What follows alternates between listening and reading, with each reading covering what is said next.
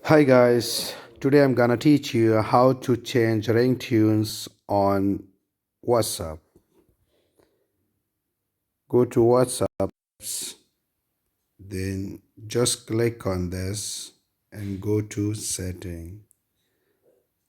Go to setting, then click on notification. Okay, then just go down. You can see now ringtones. Click on this. If you have ringtones, music, whatever music in your phone, you can upload from there. Okay, I have, you see, like this one. If you have, my one is already, I put it, you see, my